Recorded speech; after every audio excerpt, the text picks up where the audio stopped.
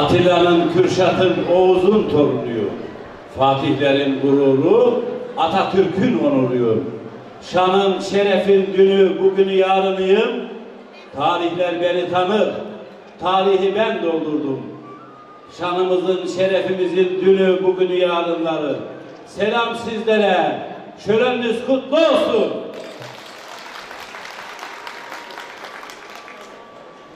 Saygıdeğer Vali, saygıdeğer Kaymakam, çok kıymetli belediye başkanları, Türkiye'nin dört bir yanından katılan Yörük Dernek Başkanlarım, Federasyon Başkanlarım, beylerim, muhterem hanımefendiler, beyefendiler, 5.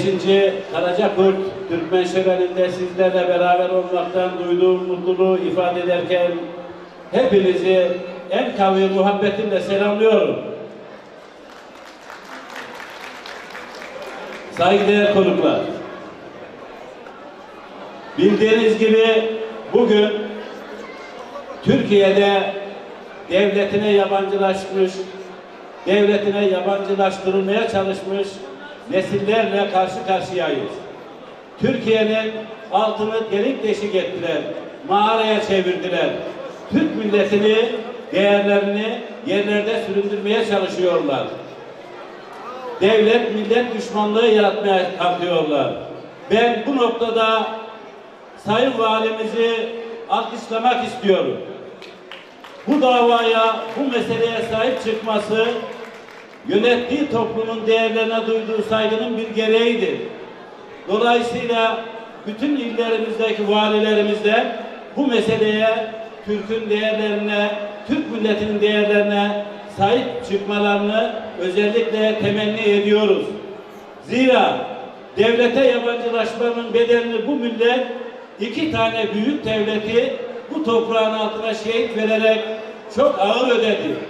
Bu topraklara 2 büyük devlet verdik şehit olarak. Selçukluları, Osmanlıları. Bugün de Türkiye Cumhuriyeti Devleti üzerinde oyunlar oynanıyor. Türk milletinin değerleriyle oynanıyor.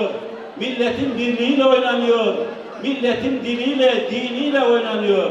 Onun için Türkiye Cumhuriyeti Devleti'ni böldürtmeyeceğiz. Yıktırtmayacağız. Bunu herkes böyle bilsin.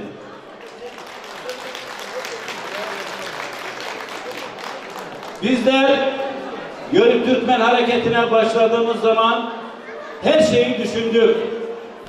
Derneği kurduğumuz zaman ilk verdiğimiz ses şuydu.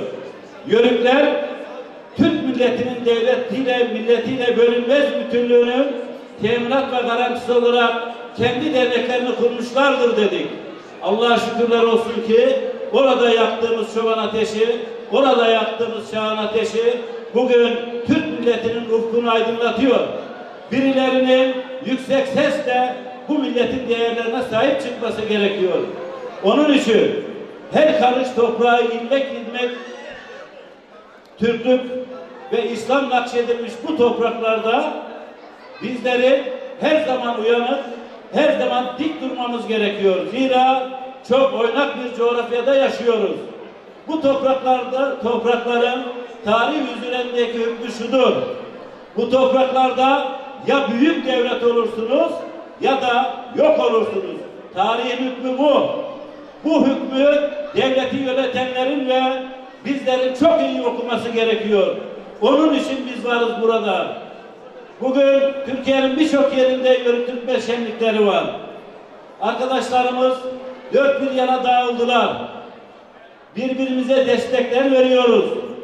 Bizler bu meselede Türk milletinin milletiyle bölünmez bütünlüğü noktasında bütün siyasi görüşlerimizi bir tarafa attık. Bu noktada Sayın Cumhurbaşkanımıza destek veriyoruz. Teröre, Türk milletini bölmeye çalışanlara karşı verdiği mücadelede Cumhurbaşkanımızın yanındayız. Bu meselede hükümetin almış olduğu radikal kararları çok net destekliyoruz. Bu meselede muhalefet partisi lideri olarak ben hükümeti Türk milletinin devletiyle milletiyle bölünmez bütünlüğü noktasında sonuna kadar destekliyorum diyen devlet gibi adam Devlet Bahçeli'yi destekliyoruz. Onun için bizler ortak noktamızda siyasi fikirlerimizi, düşüncelerimizi bir tarafa atacağız. Ortak değerlerimizde bütünleşeceğiz. Aksi halde ne diyordu düne kadar Irak'ta kadınlar? Ümmeti Muhammed'in kadını ne diyordu? Karnımızda Amerikan, İngiliz askerlerinin çocuklarını taşıyoruz diyorlardı. Ve biz de buradan bakıyorduk. Elimizden bir şey gelmiyordu. Düşünün, bir ülke karışacak ve o ülke ecnebi çizmeleri altında ezilecek ve bizim karılarımız, kızlarımız, çok özür dilerim ama onların çocuklarını taşıyacak kadınlarında. Çanakkale'de anılarda okuduk, yaşlılardan öğrenciliğimde dinledim. Orada bizim analarımıza, bacılarımıza, ecnebilerin neler yaptığını dinledik. Üzülerek, gözü yaşlı dinledik bunları. Biz artık bu topraklarda hür ve müstakil yaşamak istiyoruz. Bunun için ne siyaset ne şu, hiçbir şey tanımıyoruz. Biz milletimizin birliği, devletimizin bölünmez bütünlüğü noktasında devletimizin yanındayız. Siyaseti o şekilde yaparız biz siyaseti. Dernekler olarak biz meselelere böyle bakarız. Bunu herkes böyle bilsin. Ben sözlerimi fazla uzatmadan şöleninizi tekrar kutlamak istiyorum. Bu meseleye sahip çıktığı için Sayın Valimize gerçekten çok teşekkür ediyoruz ve kendisini de alkışlıyoruz.